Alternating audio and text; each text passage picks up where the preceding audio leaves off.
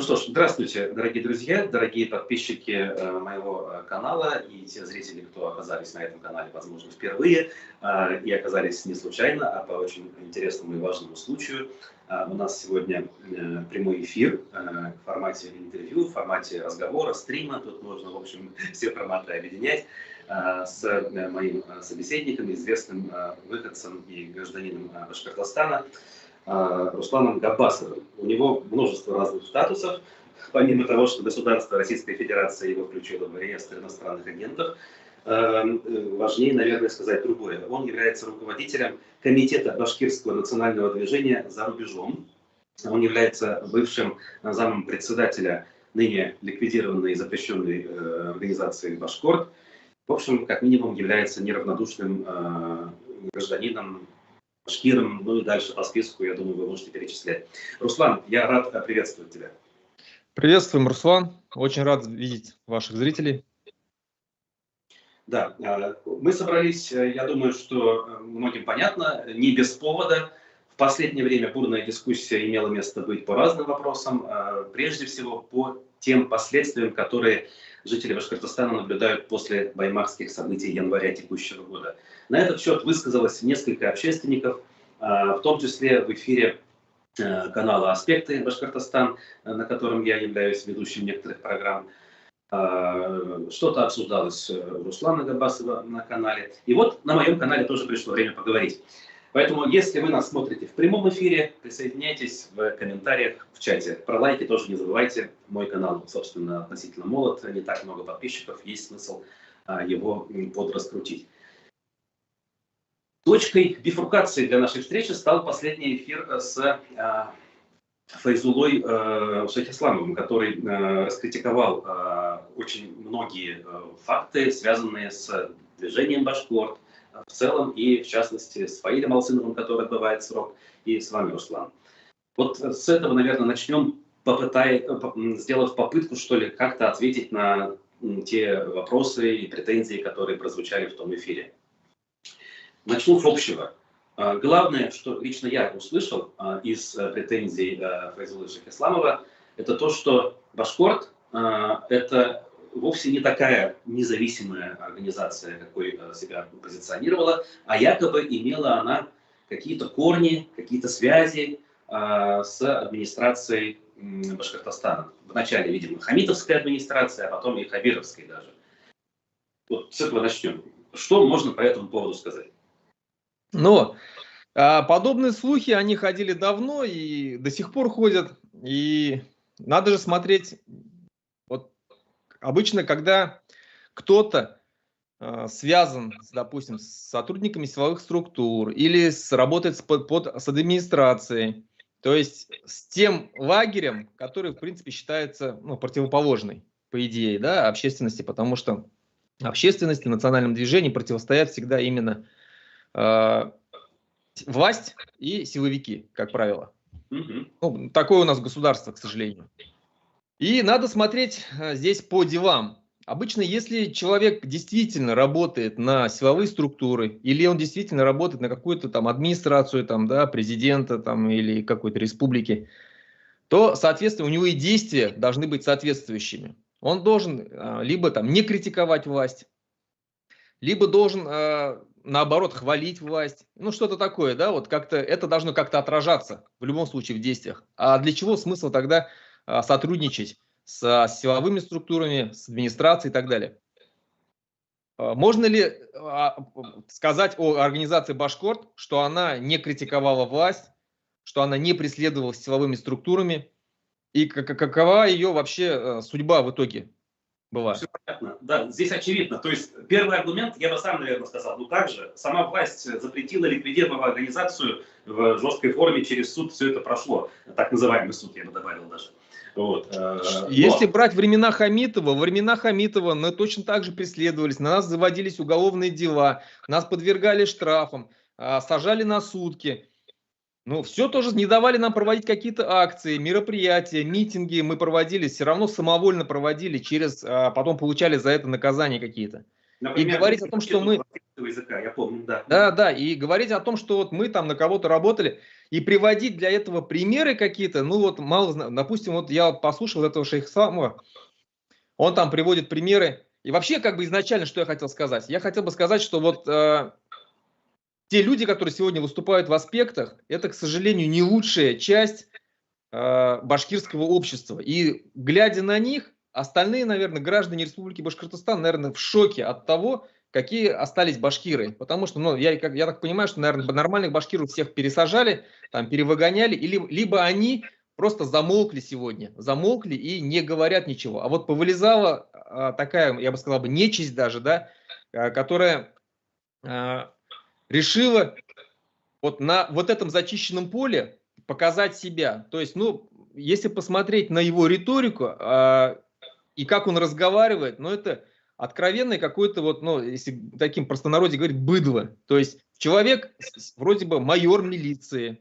сотрудник даже, бывший майор милиции, да, человек, который даже не низшего звена, не сержант, и даже не лейтенант, это майор, это, в принципе, среднее управленческое звено, то есть, да, и как он себя, как он разговаривает, как он подает. Мы помним, какие у него были провокации в отношении Рафиса Гизатуллина. Кстати, защитника Куштау, и он и на митинге за башкирский язык был, очень часто присутствовал. То есть, как он разговаривал в эфире. Если бы я бы не знал бы, что этот человек является майором, бывшим майором полиции, я бы подумал, что передо мной сидит какой-то там сотрудник, не знаю, какого-то ЧОПа или чего-то. Просто... Я так и скажу, понятно, он, в общем-то, сам не претендовал, он так и сказал, что я, в общем-то, ну, разговариваю, мягко говоря, не самым интеллигентным образом. Ну, все-таки я бы сосредоточился на каких-то фактах, да, потому что... Да, согласен. Вот когда он говорит здесь про какие-то машины, да, что вот, он же не упоминает, что у Фаиля Алсынова до этой Шкоды была тоже Шкода. Шкода в собственности. У Азата Сальманова до этой Шкоды новой тоже была Шкода. То есть он же об этом не говорит. То есть это первое. Во-вторых, я сам лично видел документы, которые показывал мне Фаиль, и он приносил на собрание Кукбурей, когда ему тоже также задавались вопросы, откуда у него новая машина. Он приносил с банка документы, банк Volkswagen, я до сих пор помню, показывал, что эта машина в кредите. Руслан, то есть соратники интересовались, я хочу сказать. Да, конечно. У многих возникали вопросы. И Фаиль, и Рамзиль Байназаров приносили документы с банка на собрание и показывали, что вот посмотрите, мы брали в кредит. Тогда автокредит вообще можно было брать легко. Это 13-й год, то есть как бы никаких еще санкций не было, ничего такого не было. И продав свою первоначальную машину, заплатив первоначальный взнос, взять машину можно было достаточно легко. То есть вот какие-то такие... А почему Шкода? Ну, просто тогда, если честно, был бум среди вот башкирских вот таких вот националистов, среди Кукбуре, бум на Шкода был. Ну, нравилась. Машина достаточно качественная, не такая дорогая, достаточно комфортная. Все. Тут вот как бы не надо искать каких-то скрытых смыслов или чего-то. Тут все очень просто. И обвинять в том, что вот мы работаем... То есть надо судить по действиям. По действиям и по фактам. Вот, попытаемся как раз разобраться. Я тут еще попытаюсь, ну, раз уж я задаю вопросы как бы с той стороны, когда говорят, что, возможно, Башкорт или любая другая организация работает на кого-то из власти, не обязательно на власть как единый конгломерат. Ведь есть версия, и иногда она находит подтверждение, что власть это не единое целое. Там тоже есть кланы, течения, конкурирующие группировки. Даже среди силовых структур между собой иногда бывают, ну, мягко говоря, нехорошие игры. И в этом смысле, как я понял шейха Исламова, он именно эту версию продвигает. В том, что Башкорт, возможно, взаимодействовал с какой-то ветвью ради реализации каких-то отдельных задач, например, связанных, я не знаю, там, с БСК Содой, да, с шиханами. И тут же, например, он напоминает, и в свое время, опять же, в сетях обсуждали, про флаг 3-километровый, башкортостанский флаг, который якобы был пошит чуть ли не на деньги Белого дома. Хотелось бы этот вопрос прояснить. По поводу БСК Соды и защиты тогда Таратау. Да, действительно, на наши взгляды тогда на тот момент вот единственное, с чем с властью совпадали, это в защите Таратау. Хамитовым лично, да? Хамитовым, да. И я не вижу в этом ничего плохого, том, что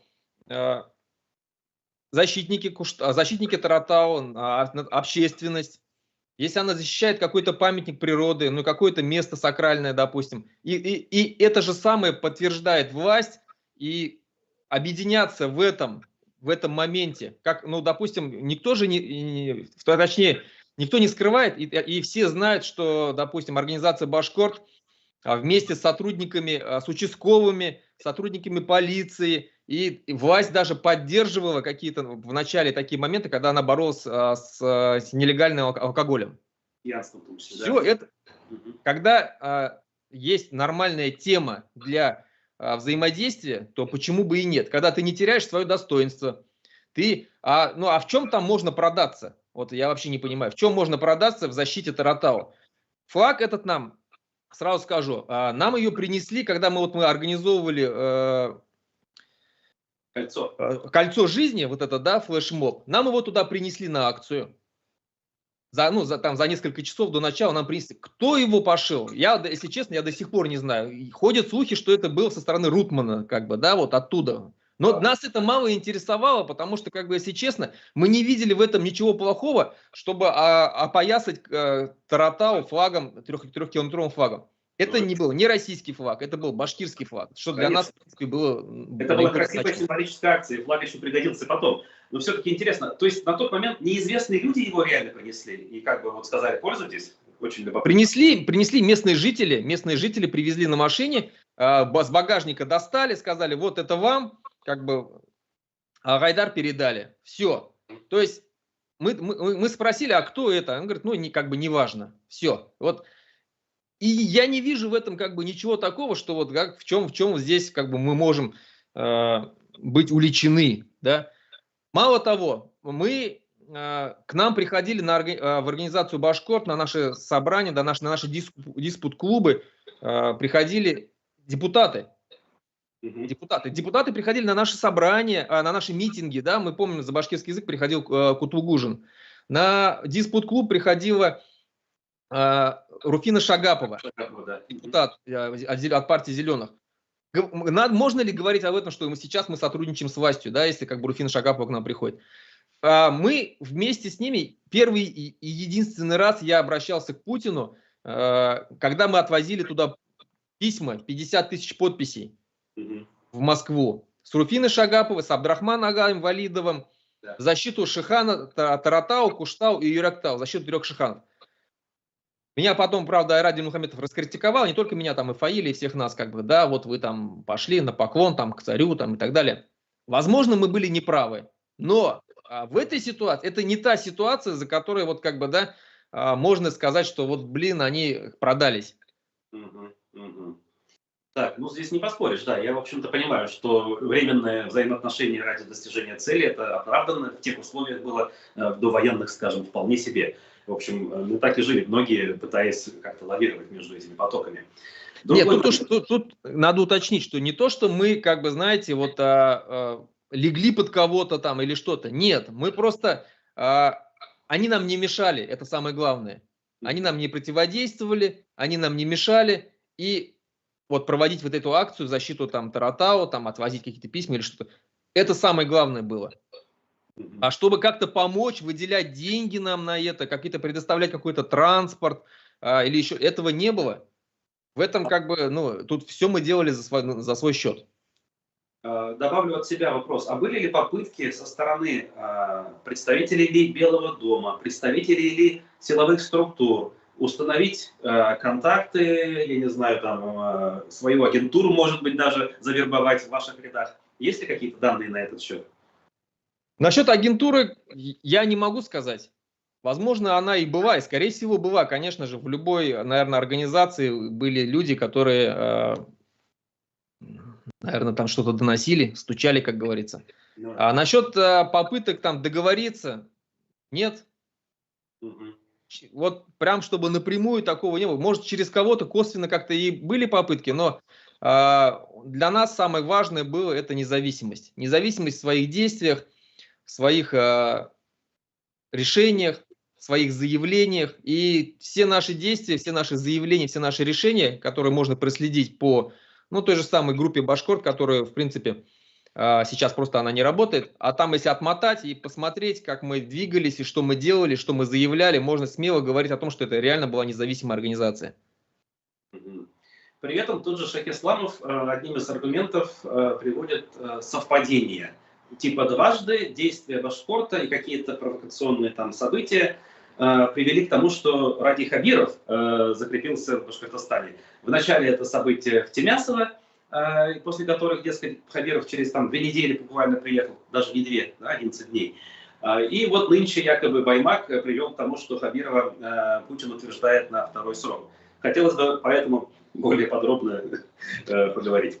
Насчет, еще раз, вот эти вот предположения из серии конспирологических заговоров о том, что вот здесь организация Башкорт привела Хабирова к власти. Я напомню, что я буквально недавно пересматривал некоторые выпуски «Эхо», которые у вас на аспектах остались. Да, вот. И там я наткнулся на такую запись где-то в сентябре 2020 года, практически сразу после событий на Куштау. Там был Дмитрий Михаличенко у вас в эфире, и он говорил о том, что в ближайшее время, скорее всего, власть сменится и придет Хабиров. То есть человек... Стоп, надо тут уточнить, Хабиров все-таки пришел в 2018 году. Не совсем понял. Эфир 2018 года, наверное. Да, 18-го, да, нет, не после Куштау, да, 18-го, конечно же. Вот до событий на Тимясово, до событий Тимясова, вот он говорил, что, скорее всего, придет Хабиров. Вот, и ему, в принципе, я склонен доверять больше, потому что человек сидел непосредственно, то есть он был, ну, можно сказать, самым ближайшим политологом к Рустему Хамитову, обладал какими-то инсайдерской какой-то информацией. Человек, который говорил, что когда Хабирова поставили, он говорил, что его поставили там по нашей информации там с 2 задачами. Первый — решить вопрос БСК СОДА, и второй — разобраться с башкирским националистом. В принципе, что он и сделал потом. То есть, поэтому не доверять вот этим словам я не могу. И если человек уже тогда говорил, да, что Хабиров, скорее всего, станет, и потом как-то натягивать сову на глобус, что вот из-за этой ситуации Хабиров пришел, но это неправильно. Это смешно, если честно. По поводу же вот этих событий, которые произошли, вот почему-то мало кто вспоминает то, что делала организация Башкорт. А я напомню, что когда нас признавали экстремисткой, на суд мы принесли вот такую стопку распечатанных листов, где были указаны наши акции, мероприятия, которые мы делали. Там это и допустим, Дни башкирской молодежи, да, 3-дневные мероприятия на лоне природы, где собиралась башкирская молодежь, разговаривали только на башкирском языке, там культурно-массовые спортивные мероприятия. Мы ежегодно проводили там турниры по мини-футболу на Кубок Салавата Юлаева. И последние годы, когда мы проводили, у нас участвовало больше 40 команд, и даже приезжали из Самарской области. Мы проводили ежегодно турниры по волейболу на Кубок Заки Валиди. Мы проводили ежегодно турниры по шахматам. Мы проводили концерты выездные, бесплатные. И много чего другого. Это только культурно-массовые мероприятия. Помимо этого мы проводили различные акции, митинги, пикеты и много-много всего другого. Плюс защита природы. Все, что с этим связано. Иногда бывали события, которые не относились ни к культурно-массовым таким мероприятиям. Допустим, как Тимясово, да, когда мы поехали выяснить, за что же забрали башкирских ребят. Так. Вот. Что из этого вышло, мы все помним прекрасно. И говорить, что вот Башкорт это все заранее спланировал и организовал, и это был то есть, что это Башкорт организовал межнациональный конфликт, но это же неправда. Мы приехали, когда все это произошло уже туда. Ну, да. Это же не с организацией Башкорт ребята подрались с чеченцами. Это были местные тимясовские ребята. Да, это мы понимаем. Там же еще прозвучало у Шейха Исламова, что якобы вот вы провоцировали там на месте, требовали выдать вам чеченцев, что ли, типа на самосуд устроить. Такое могло быть? Это его мнение, На самом деле там требовали что? Там требовали, чтобы эти чеченцы вышли и объяснились, почему они, являясь мусульманским народом, у себя в республике, соблюдая все мусульманские вот эти обряды, традиции, не пристают к девушкам к своим, берегут их честь, не пьют алкоголь, приезжая в другую мусульманскую республику, начинают приставать к башкирской девушке, такой же мусульманке. В это время были пьяные.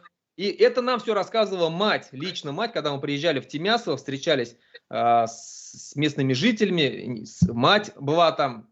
И она рассказывала со слезами на глазах, плача, рассказывала, какая на самом деле ситуация была. Шейх Ислам уже там не был, он же не видел это и не слушал этих рассказов. Он потом уже по каким-то слухам там чего-то там напридумывал и вот выдал все это. Вот мы требовали, чтобы вот чеченцы вышли и перед нами объяснились, почему так. Никто не собирался с ними какой-то самосуд устраивать, тем более перед, ну надо же понимать, это же крыльцо РОВД. Я понял. Хорошо, здесь ясно. Есть еще одна... По Белорецку. Да. Вот. Тоже шейх Исламов опять там все перевернул, исказил. На самом деле, вот про этого парня, когда он рассказывает про этого таджика, на самом деле этот таджик парень спортсмен. Человек, который занимался там в местной там, секции борьбы, достаточно авторитетный, достаточно, ну, такой наглый парень. Вот. У него произошел конфликт там с одним из башкиров. Вот. И по телефону, когда ему начали звонить, он там открыто и четко высказался, да, эти слова там даже записали, что я вас всех башкир как бы вот имел в одно место. То есть ему сказали, ты за свои слова ответишь. Все. Надо сразу хочу сказать, что белорецкий филиал организации Башкорт на тот момент был самым крупным и самым сильным у нас. На Яине, допустим, они собрали там больше 1000 человек на районном. Вот, и они нам когда звонили, говорят, вот так и так, вот мы хотим там встретиться. Этот таджик обратился к чеченцам, к местным там. В Белорецком районе многие знают, и это как бы не секрет, о том, что там чеченцы, в принципе, достаточно много их. Они занимаются все лесным бизнесом и достаточно авторитетны. Вот, он обратился к ним. И вот нам они звонят и говорят, мы сказали сразу, не надо ни с кем встречаться, не надо никуда ходить, не надо ничего из этого делать. Но у наши филиалы, они достаточно автономные. У нас не было такого какого-то приказного там вертикали власти, что вот вы должны непосредственно исполнять. То есть ребята нас не послушались, поехали на эту встречу. На эту встречу, как мне потом рассказывали, то есть вот то, что я могу рассказать, я это говорю, можно сказать, от первого лица практически, да, то есть мне рассказывали люди, которые непосредственно там были. Откуда Фаиз шейх Исламов берет, я не знаю. И как мне рассказывали ребята, когда приехали туда, чеченцы, увидев огромное количество башкир, не стали никуда ввязываться, развернулись и уехали. Этот таджик остался один. Его там никто не бил, с ним ничего не делали, его заставили извиниться. Это видео облетело весь Башкортостан, все помнят это. Там заблокировали УАЗик милицейский, когда он хотел. Ну, ребята реально разгорячились, да, то есть там, я не скрываю, что, как бы, наверное, не надо было, не стоило этого делать, но ни до какого рукоприкладства, ни до чего там не дошло. Его заставили извиниться. После этого завели уголовное дело на этого Рафиса Гизатуллина. Мы помним. Рамиля Саитова ездила его там в суды. Вот. Все. Это вот весь тот конфликт, который произошел. Да, он был громкий, да, но там никакой драки, ничего-то подобного не было. Ребята как бы, ну, защитили честь, по идее, как бы башкирского народа. Человек извинился за свои поступки. Этим все ограничилось. Но в итоге пострадал потом наш башкирский, вот этот белорецкий филиал, когда начали уголовное дело завели, начали всех таскать, и очень много как бы отошло потом с этого филиала, вышло людей. Все. Понятно, причины. Немножко отмотав назад вот на приход Хабирова и празднование его возвращения в республику у памятника Салавату Юлаеву. Об этом тот же Файзулла рассказывал. И раньше еще, я вспоминаю, на этот счет были какие-то обсуждения. Буквально вот в те дни, когда это произошло. Значит, шейх Исламов что тут говорит? Вот праздновали, ну окей, как бы надеялись, что он будет лучше, чем Хамитов. Тут у меня, кстати, вопросов нет. Я уточню. Очень многие путают. На самом деле же, когда люди вышли к памятнику Салавата Юлаева, никто тогда еще не знал о том, что придет Хабиров. Тогда об этом нигде не было, нигде не говорилось. были только новость, что Хамитов уходит. И народ вышел только ради этого. Никакой встречи Хабирова там не было. То есть отмечали уход Хамитова? Отмечали уход Хамитова. Никакой, тогда еще не было. Это практически сразу же после того, как прозвучала новость, там пошли вот эти вот инсайдерская информация в различных там телеграм-каналах, везде, что вот Хамитов уходит. Чтобы люди понимали, я тут подтверждаю как журналист, потому что я в тот день буквально сидел у компьютера, ожидая указа Путина на этот счет, потому что подтверждения прихода Хабирова до появления указа на kremlin.ru не было, а указ появился около 22:00. Да. Вот, а люди уже могли собраться там раньше. Люди уже к этому времени собрались, и даже мало того, уже разошлись к этому времени практически. Люди, вот нам постоянно говорят, вы радовались приходу Хабирова, там танцевали, пели, на кура играли. Нет, люди радовались уходу Хамитова, а не приходу Хабирова. Вот это большая разница. Это очень большая разница. По поводу того, что там говорила Рауфа Фаиль Алсыну, я не знаю. Я там не был, на самом деле, возле этого памятника меня там не было. Говорила она так или не говорила, я не знаю. Но это обсуждение среди вас не было такого, что там Рауфа Рахимова подошла, что-то сказала, как-то прокомментировала. Говорили, что там какой-то конфликт произошел, и за этот конфликт потом Рауфа извинилась перед Фаилем. Рауфа была выпившая. Ну, ладно, хорошо, это частности. То есть что там было и кто кому наговорил, как бы я точно не могу сказать. Хорошо, тут не требуется комментариев. Но вот личность Артура Идельбаева, да, известный общественный деятель, который был, в общем, в одних и тех же рядах там еще в глубокие 90-е, в Союзе башкирской молодежи и так далее. Здесь он тоже присутствовал, судя по словам, да, с Фаилем рядом ходил. И, в общем, всегда его тень маячит где-то поблизости. И об этом тот же Шейх Исламов отдельно много рассказывал. А теперь этот человек, он где? Понятно, около Хабирова, возле Белого дома осваивает какие-то бюджеты, опять же, по оценке общественных деятелей. Вот как можно прокомментировать его роль, личность, взаимодействие с ним? Никакой роли Артура Идельбаева в организации Башкорт нету. Это человек, который, в принципе, я его знаю лично, встречался с ним несколько раз. И когда вот Шейх Исламов говорит, что он там в баню, там куда-то там, ну это бред. Да, какая баня. Человек действительно умный, человек действительно с большим опытом, человек, который возглавлял, теневым был руководителем одной из крупнейших организаций башкирских националистов, это Союз башкирской молодежи, в принципе, откуда вышло огромное количество, в принципе, людей, которые сегодня там во власти. И да, мы с ним встречались, мы с ним общались, поддерживали, в принципе, достаточно нормальные отношения, потому что, ну, с его стороны по отношению к нам никогда не было какой-либо вражды. Вот. И говорить о том, что он на нас как-то влиял, нет, это неправда.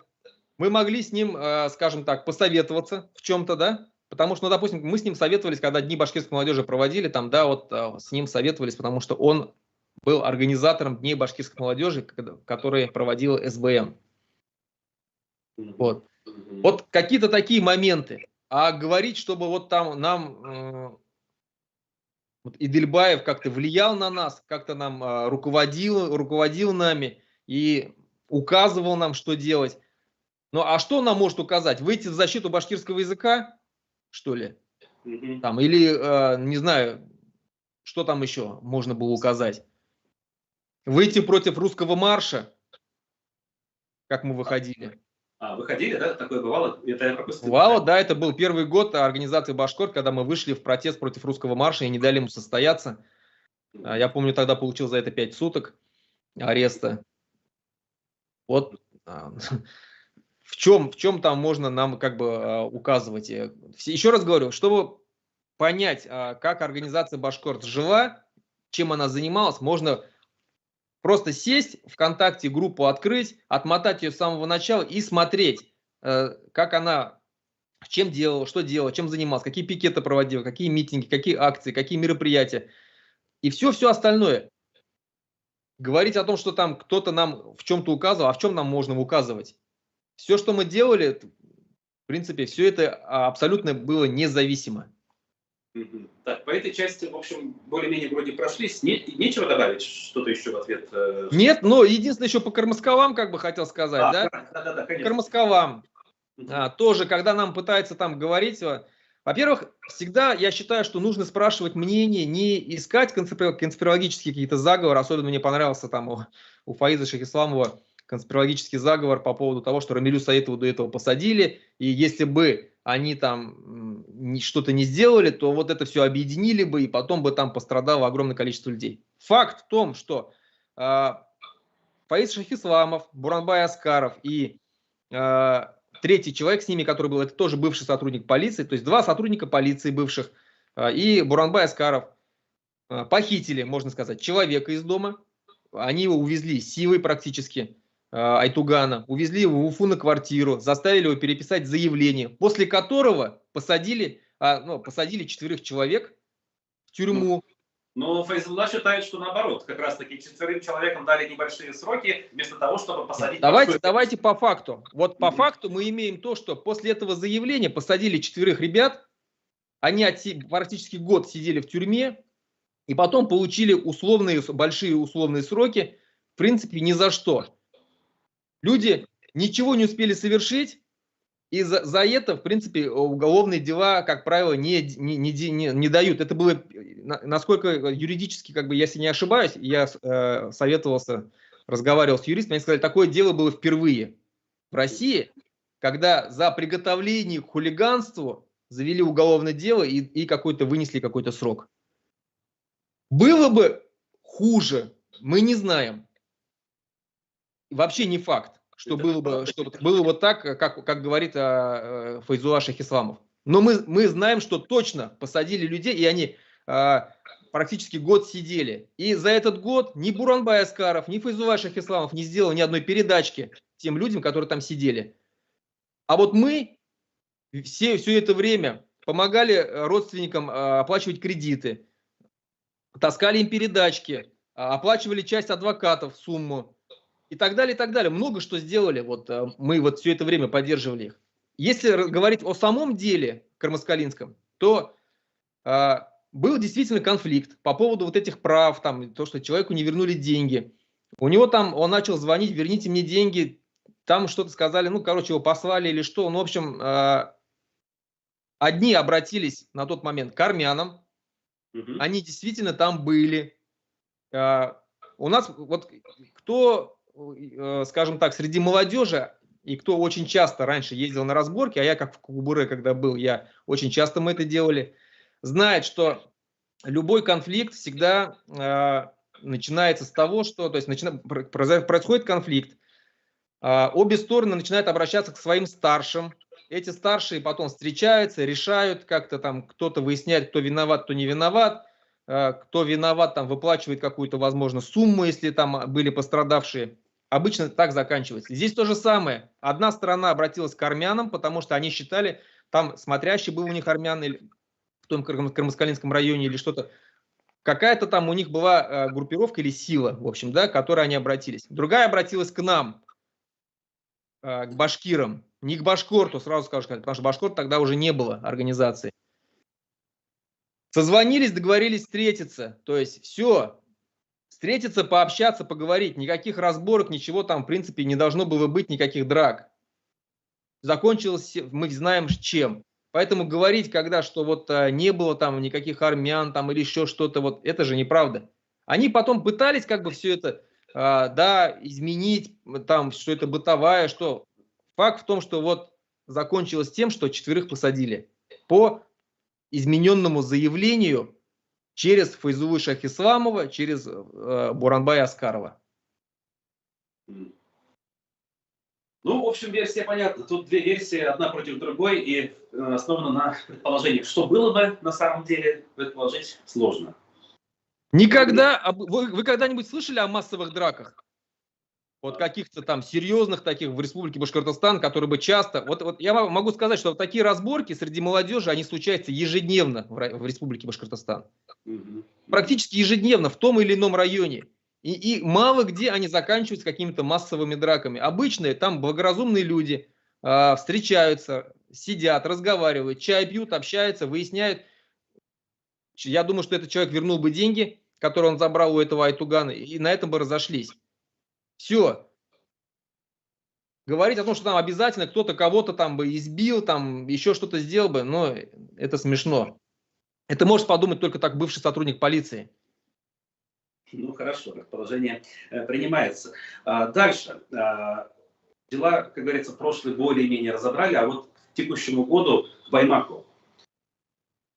То есть понятно, что поводом послужило уголовное дело против Фаиля Алсынова, и народ, я так полагаю, в подавляющем большинстве пришел сочувствовать конкретному Фаилю Алсынову, но вот на этом фоне сейчас возникли, опять же, разборки между, скажем так, своими башкирами о том, кто же был тут виноват, и кто теперь должен что сделать для того, чтобы помочь тем, кто оказался под уголовным преследованием.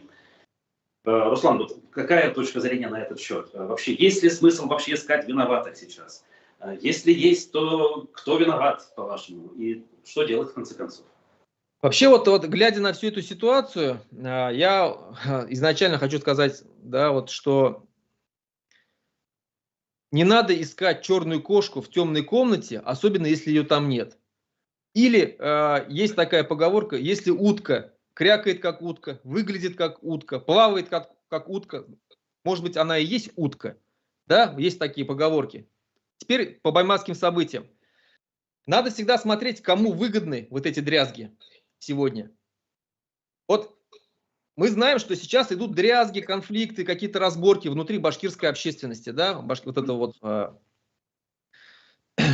Мне лично очевидно, кому выгодны. Вот. И всегда надо искать, кому это выгодно. Вот если как бы, ну, дважды два, как говорится, да, всегда 4.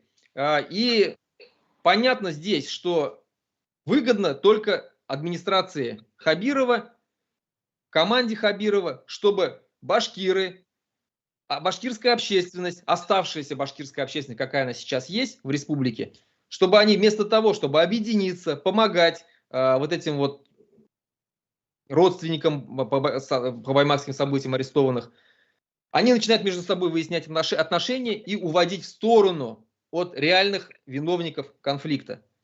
Кто? Если как бы человек говорит, что началось все с чего? Началось все с того, что Урал Байбулатов там сделал заявление с вопросами к Фанзилю Ахметшину и пошло. Почему он эти и обвиняет как бы здесь, и потом в конце я вообще даже удивился, когда он говорит, там, ты возьмешь на себя вину, что там, как бы, если про тебя скажут, что это ты как бы там созывал. А почему он с таким обращением, с таким вопросом не обратился к Сагиту Смагилову или к Буранбаю Аскарову, которые точно так же призывали прийти людей на поддержку Фаиля Алсынова? Но там точно так... о том, кто когда призывал. Кто призывал на 15-е только, а кто на 17-е. А кто на 17-е призывал? Вот, как бы я вот хоть одного можете назвать человека, которого призывал на 17 число? Лично я нет, не могу. Вот и я нет, потому что таких не было. И Урал Байбулатов об этом прекрасно знает. То есть на 17-е люди все пришли самостоятельно? Конечно, конечно. Все люди призывали на 15 число. И то, но даже здесь, призывая на 15 число, в итоге быстренько отпрыгнули в сторону и начали обвинять других, кто призывал на 15 число. Ну, тот же самый Буранбай Аскаров призывал, тот же самый Сагит Исмагилов призывал. Но почему-то у Урала Байбулатова к ним вопросов нету, а вот есть вопросы к Фанзилю Ахметшину, к Ильнару Галину и к другим, к сторонникам Фаиля. У меня здесь две версии, да, то есть, точнее, я так думаю, что здесь два варианта развития событий. Первое, что либо вот эта группа людей, потому что заявление Урала Байбулатова выходило из YouTube-канала патриотов Башкортостана. И все последующие вот эти заявления, которые были от Буранбая Аскарова, от самого Сагита Исмагилова, все они выходили с одного канала. С канала «Патриоты Башкортостана», с YouTube-канала. Также у них есть ВКонтакте сайт, группа «Наш Башкортостан». Оттуда тоже, да, это тоже как бы сторонники все патриотов Башкортостана. Потому что если проследить по тем публикациям, которые были до этого, они все связаны с деятельностью организации «Патриоты Башкортостана». Так вот, все начиналось оттуда. То есть это говорит о том, что группа людей объединилась с одной целью, чтобы вот начать разборки внутри башкирского общества. Группа людей это кто? Это Урал Байбулатов, это Сагит Исмагилов, это Буранбай Аскаров, это вот Фаиз Шайхисламов. Вот они, там, ну, может быть, еще кто-то есть, но это самые активные. Именно от них начали выдвигаться вот эти требования. Первая моя версия, еще раз говорю, надо смотреть, кому это выгодно. Это выгодно администрации президента. Возможно, я не утверждаю, возможно, они это делают по какой-то, может быть, договоренности с администрацией. Потому что все, что они делают, это выгодно им, но никак не выгодно башкирскому обществу. Ну, это реально так. У нас же иногда бывает так, что люди что-то хотят сделать хорошее, а в итоге они волей-неволей способствуют оппоненту. Если бы это... Согласен, что такое вполне возможно. Вполне возможно, я допускаю, что, скорее всего, может быть, так оно и есть, да. Но надо же понимать, что эти люди, общественники, достаточно матерые общественники, с большим опытом. То есть они не могут не понимать, что то, что они делают, вызовет раздрай в башкирском обществе, раскол, начнутся выяснения отношений. И Сагит Исмагилов даже, когда это понял, он потом начал призывать даже к примирению, да, то есть, но факт в том, что они не могли не понимать это, что они делают, к чему это приведет, и кому это выгодно, тоже не могли не понимать. Поэтому одна из версий, что вот они это делают, возможно, не сам Сагит Исмагилов. Сагит Исмагилов я вообще знаю давно, и я его, в принципе, уважаю. Это достаточно мудрый человек с большим политическим опытом. Но, возможно, у него просто уже в силу возраста начало притупляться вот это политическое у него чутье. Вполне, либо на него очень сильно влияет, потому что я знаю, что вот, ну, если взять в окружение его, да, вот Буранбай Аскаров, Фаиз Шайхисламов, тот же самый Анвер Юмагулов, если посмотреть на них, вот я еще раз говорю, если посмотреть на Фаизу Шайхисламова, то и зная, что он офицер полиции, то я теперь представляю, почему у нас там золотого гаишника арестовали, там, у которого нашли 10 машин, 10 квартир, и почему у нас трое высокопоставленных полицейских насилуют свою как бы подчиненную в кабинете. Если такие у нас полицейские, которые вот так разговаривают, так себя ведут и так провоцируют других людей, как он провоцировал, и мы помним эти видео, то неудивительно, почему у нас такой бардак в стране. Вот, возвращаясь к первой варианту, что вот такие люди, то есть они объединились с целью создать раскол. Вторая версия, почему это произошло, по моему мнению, и скорее всего она, наверное, ближе к реальности, это банальная зависть к Фаилю Алсынову, к его славе. Почему, я могу сказать, потому что Урал Байбулатов с Фаилем Алсыновым, они всегда были в очень плохих отношениях, еще со времен Кукбуре. Когда Урал Байбулатов был в Кукбуре, в то время был там и Фаиль. И я знаю, что там были у них частенько конфликты. И Урал Байбулатов потом выгнали из Кукбуре. Вполне возможно, с тех пор. Потом у Урала Байбулатова и у его, скажем так, команды, ну или друзей там был конфликт с Фаилем Алсыновым и с его командой буквально там несколько лет назад. И я просто не буду выдавать подробности, потому что там были достаточно известные люди в Республике Башкортостан, в башкирском обществе замешаны. Был достаточно серьезный конфликт. И когда вскроется это, то есть Урал Байбулатов, конечно же, будет выглядеть в очень неприглядном свете. Тот же самый возьмем Фаиза Шайхисламова. У него прям в каждом слове сквозит ненависть к организации Башкорт, к Фаилю Алсынову. Фаиль Алсынов достаточно авторитетный, популярный человек, и вся его команда, которая вокруг него, то есть это достаточно такие люди. Не знаю, почему они сейчас выбрали, вот именно когда он сел, то есть до этого не было никаких нападок на них, но когда он сел, то есть вот эти нападки начались. Скорее всего, вот это, я считаю, что со стороны того же самого, и у Фаизы Шайхисламова были причины к Фаилю, потому что он нас очень давно провоцировал на своих страницах в Фейсбуке, он прям открыто призывал: давайте выходите со мной вдвоем против меня одного, обзывал по-всячески, оскорблял нас по-всячески, провоцировал нас постоянно, Фаиз Шайхисламов. Это можно посмотреть на его публикациях, если он еще не удалил их, скорее всего, не удалил. Можно посмотреть, он несколько лет подряд нас провоцировал. Я вот сейчас слушаю, в общем, частично понимаю логику, но единственное, что меня смущает, вот и та сторона, и с вашей стороны звучат претензии, в том числе к личностным качествам, что вот такой человек секой, у него такое прошлое. Они начинают говорить, что вот Руслан Гапасов в свое время срок отбыл, да, еще будучи в Москве. И тут в ответку, мне кажется, вот эту часть стоило бы и то, и другое. Да, но здесь же надо как бы учесть, что мы на них не нападаем. Никто, ни Фаиль, я ни разу не видел, чтобы Фаиль Алсынов там что-то говорил про Урала Байбулатова, где-то какие-то там в публичной плоскости обсуждал его личность, или там Файзулу Шахисламова. Кто-нибудь слышал? Я таких комментариев, видео не видел, не слышал, ни его в публикациях не видел никогда. Ни Сагита Исмагилова, ни Бурамбая Аскарова. Никогда подобного не было. Ни с его стороны, ни со стороны его близких друзей. Надо сказать, я тоже не слышал. Вот. То есть, соответственно, мы всегда, как бы, да, вот в организации Башкорт, когда были, и я знаю Фаиля Алсына знаю давно. Человек, в принципе, достаточно глубоко порядочный. Он никогда не будет. И когда его постоянно там обвиняли в том, что там он ездит там на машине за 3 миллиона, там, и якобы там на каком-то джипе, у него там несколько загородных домов и так далее. При этом не работает как-то нормально. Да, то он никогда не опускался там до чего-то там, чтобы выйти с оскорблениями или с чем-то подобным, там в суд подавать на кого-то. Нет. Но вот эти люди с какой-то, я не знаю, зачем, они вот так вот публично начинают. Поэтому прежде чем говорить про кого-то, сперва, скорее всего, я думаю, что нужно посмотреть на себя. Кто ты сам, что ты из себя представляешь и для чего ты это делаешь.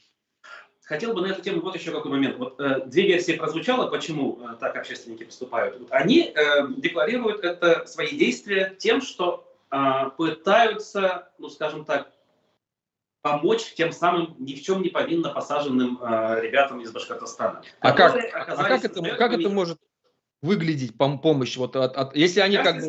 Исламов предложил, а давайте вы придете, сдадитесь, там 5 зачинщиков, условно говоря. Вместо этого их, соответственно, закроют, а 86 ребят, которые проходят по делу, освободят. Ну, я сразу сказал к этому свое отношение, что мне кажется это маловероятно, но факт, что он это предлагает.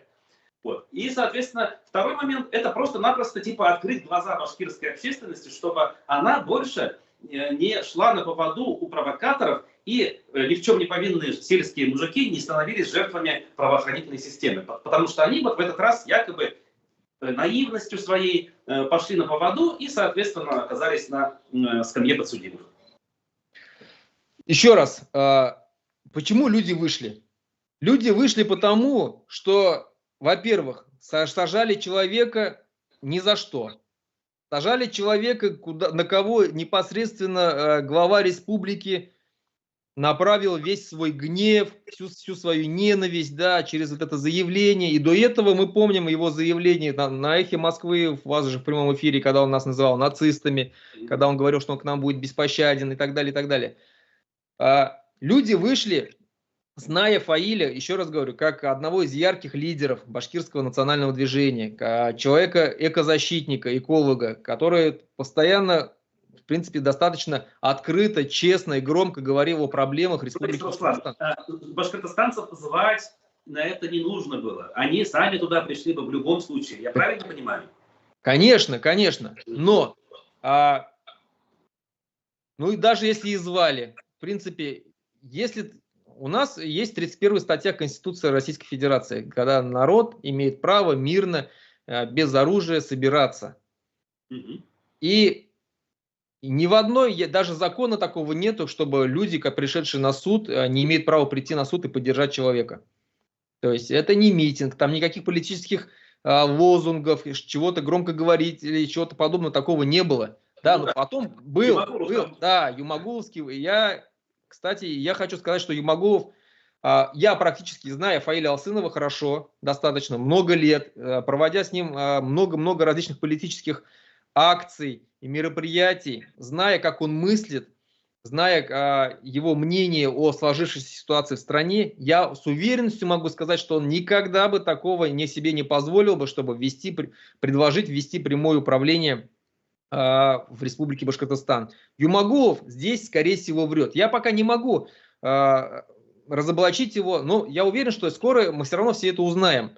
В принципе, 4 года – это не такой большой срок, как бы то оно ни было, рано или поздно он выйдет, а эта ситуация в любом случае еще не забудется. Если мы не узнаем раньше, что, может быть, там до Фаиля Алсынова дойдет, и он в письме или как-то он об этом скажет.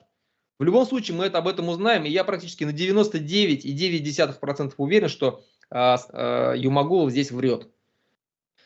Вот. И по поводу того, что люди, еще раз говорю, собрались, что их кто-то призывал, я в этом не вижу ничего плохого. Почему Фаиз Шахисламов не предлагает обменять на Сагита Исмагилова и на Буранбая Аскарова, еще раз говорю, которые точно так же призывали? Если уж он называет нас организаторами и зачинщиками, почему он их не называет? То же самое, хотя вот лично я, допустим, вообще никого не призывал, хотя я иду как организатор. Мне единственное там, насколько я знаю, там ставят в вину то, что после, когда уже все эти события произошли, уже ближе к вечеру, с моего канала вышло заявление о том, чтобы я призывал там жителей Республики Башкортостан начать акции неповиновения, начать забастовки на работах, чтобы вот эта ситуация, как бы, да, чтобы вынудить вот эту ситуацию, отпустить всех задержанных, перестать избивать, и вообще, чтобы вся эта ситуация нормализовалась. Вот здесь я иду как, если он меня считает за это организатором, но организатор это же тот, кто заранее все организовал. Тут даже слово как бы однокоренное, да, организатор, тот, кто организовал, соответственно, позвал людей. Как они там говорят, Бадранов говорит, что он там валюта была в кармане, там, да, у этих, какие-то штыри заранее в сугробы. Трактор завели, согнали там сугробы, там какие-то баррикады там наделали. Вот это организация. И как будто бы это бы я как бы там все делал. Но я же этого не делал. Если он как бы обладает какой-то информацией, что это делал я, пусть предоставит, что это я все организовал. Но призывать одних башкир прийти, сдаться, чтобы вытащить других башкир, сам будучи являясь башкиром, это выглядит как минимум глупо, а максимум это просто провокация. И когда я сказал, что предлагаю считать организацию «Патриоты Башкортостана» подментованными, это означает, что там сидят люди, которые непосредственно делают какие-то заявления от имени этой организации, находясь в этой организации, они ее подставляют. Такие заявления, они выгодны только, еще раз говорю, только одним структурам. Вот кому выгодно вытащить меня с зарубежья, чтобы я приехал? Конечно же, это выгодно как власти Хабирова, так в первую очередь, конечно же, силовикам. Зачем человек предлагает меня обменять на... Понятно, что, во-первых, это не произойдет, никто никого не будет обменивать. Это первое. Во-вторых, это вообще весь вот это предложение, это сплошная глупость. И говорить, что он хотя бы сделал какое-то предложение. Я таких предложений могу сделать 1000. То есть разных подобных, глупых. Вот, кстати, подходим к тому, о чем я хотел бы все-таки отдельно подчеркнуть. Как ни крути, мы оба сидим, да, в разных странах Европейского Союза и по видеосвязи как бы более или менее свободно на эту тему говорим. Все те люди, о которых мы сегодня ведем речь, это все люди, которые находятся на территории Российской Федерации и Башкортостана в частности. Кроме Юмагулова. Кроме Юмагулова, окей. Юмагулова я на серьезных вещах, как говорится, обсуждать вообще уже не могу. По-моему, про него достаточно сказано. В общем, окей. Остальные все-таки в Башкортостане. И мы прекрасно понимаем, да, в каких они условиях находятся. Мы, самое главное, понимаем, что озвучивать, на мой взгляд, на наш общий, по-моему, взгляд, единственно верную точку зрения на все происходящее они не могут просто по вопросам безопасности. И намеки об этом я, в частности, слышал в обращениях, например, Сагита Исмагилова. И, возможно, я делаю вывод, некоторые из этих людей, о ком мы сегодня говорим, не всегда искренни в своих призывах и оценках ситуации. Не потому, что они вот такие нехорошие, хотят всех обмануть, а потому, что они таким образом пытаются, скажем так, двойное дно показать, да, я не знаю, как-то вот Сизифов язык, Эзопов язык, прошу прощения, да, использовать. Вот как-то так, вот об этом хотелось бы поговорить. Неужели нельзя, точнее, разве можем мы исключать этот факт? Смотрите, я считаю так, что вот сегодня в Российской Федерации, во всей стране, как и в Республике Башкортостан, ну, настало людоедское время. Такое самое настоящее людоедское время, которое можно сравнить, наверное, с 30-ми годами, да, прошлого века. Когда там за любое слово неосторожно можно было уехать далеко и надолго. И все прекрасно понимают, что говорить прямо и открыто критиковать власть, особенно Путина, да, то есть Хабирова, ладно, там как бы еще, да, но вот Путина там критиковать многие боятся, опасаются, потому что прекрасно знают, что за это может прилететь. Поэтому, как правило, честные, порядочные люди, которые имеют свой взгляд, независимый взгляд на сложившееся положение вещей, они либо в итоге говорят все равно, исходя из своих убеждений, и в итоге их отправляют, да, в тюрьмы, вот как Фаиль Алсынов уехал, да, как Рамиля Саитова, да, либо уезжают из страны. Либо третий вариант, они просто замолкают в таких ситуациях, молча наблюдают, не высказываясь никак. Потому что прекрасно понимаю, что, во-первых, что-то говорить сейчас, во-первых, опасно, а во-вторых, если ты будешь говорить, пытаясь говорить, как вы говорите, эзоповским языком, тебя могут не так понять, во-первых, во-вторых, тебя могут там обвинить, не знаю в чем, и это может потом отразиться на всем твоем авторитете, который ты зарабатывал там много-много лет, допустим, да, вот. Поэтому я вот сейчас вижу, и поэтому я удивлен, почему в аспекты, как, ну, даже не то, что удивлен, в принципе, наверное, так оно и есть, почему в аспектах вот вылезли именно вот такие личности, как Анвер Юмагулов, как Фаиль Шахисламов, которые там, Анвер Юмагулов говорит, что там Путин это Урал-Батыр, там, что, ну, вообще, такой бред, это вот, я Анвера Юмагулова знаю давно, он всегда, в принципе, нес бред, но вот то, что он сказал вот буквально недавно на аспектах, это вообще запредельная там вообще чушь. Человек, как будто вот недавно выпустили его из сумасшедшего дома и забыли дать таблетки ему там. Вот. Вот и судя по таким людям, такие люди остались вот в обществе, на открытых площадках, еще сами просят микрофон, чтобы им дали, чтобы высказать всю вот эту чушь, которая у них в голове сидит. И по ним судят о башкирской общественности. Смотрите, какие башкиры идиоты. Потому что, в принципе, другие люди, которые выступают там на аспектах и на других площадках, в принципе, нормально, адекватно говорят, адекватные вещи. Эти же вообще несут какую-то хрень полную. И вот еще раз говорю, нормальные люди, они, в принципе, сегодня, либо они говорят так, чтобы, во-первых, не задеть никого, но сказать о проблемах страны, республики и так далее, либо, вот как Рахматуллин, допустим, тот же самый, да, общественник, который занимается постоянно этим счетами там за энергию, вот это вот. В принципе, я не вижу, чтобы он оскорблял каких-то других общественников, куда-то там в какие-то конфликты лез. Он ведет свою борьбу, стараясь не переходить рамки. Вот. Много, еще раз говорю, башкирских общественников, которые могли бы много что сказать об этой ситуации и вообще о событиях в стране и в республике. Но они молчат, они стараются не высовываться. И вот высовываются те, которым есть что сказать, но говорят они совершенно не то, что мы хотим от них услышать, к сожалению. Ну да. В общем, да, по аспектам я добавлю, что да, действительно, такое впечатление может создаться, но это опять же вот издержки, видимо, современной реальности, когда эти люди сами вылазят, как говорится, напрашиваются, и вроде как ничто не мешает дать им возможность поговорить, а вот мы вынуждены разговаривать сегодня на отдельном канале. Но я думаю, что это не помешает, да, нашей аудитории услышать, что мы хотим донести. Окей, уже час мы общаемся. Я не могу не обратиться к чату нашему, он довольно живой сегодня, вопреки ожиданиям. Неудивительно. Тут, в общем, вижу претензии в свой адрес, это отлично, это замечательно, значит, программа идет как нужно. Вот. Так, тут спрашивают, сейчас, минуточку, важное что-то было. Выходила ли на связь с кем-то из вас Лилия Чанушева, спрашивает Наилька. Я сам за себя отвечу, она не выходила, я выходил. В общем, ответ получил.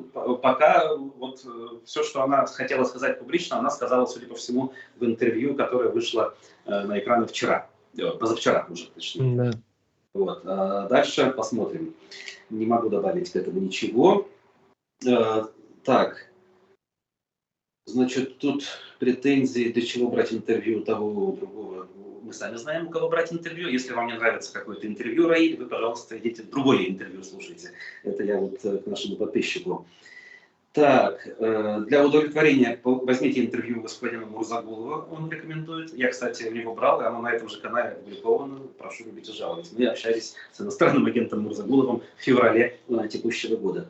Довольно интересно, по-моему, получилось. Так, еще. Вижу комплименты в том числе. Руслан, ваш адрес, все это тоже есть. Так, спасибо.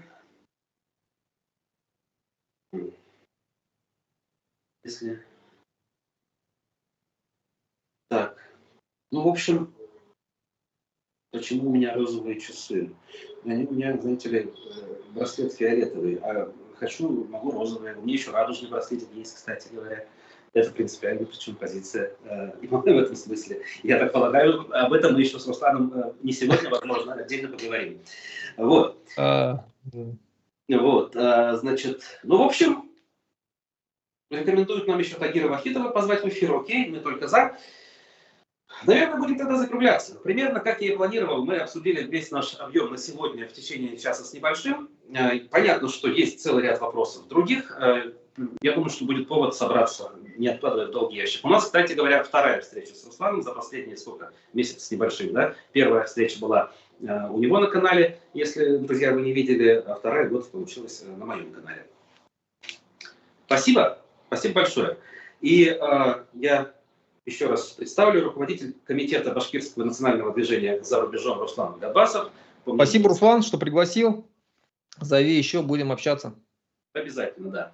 Власти наши считают, что Руслан иностранный агент, ну а я продолжаю считать, что этот статус является ничем иным, как знаком качества для любого общественного деятеля, который обладает российским паспортом. Вот. Спасибо еще раз, до новых встреч, друзья, и пока. Всего хорошего.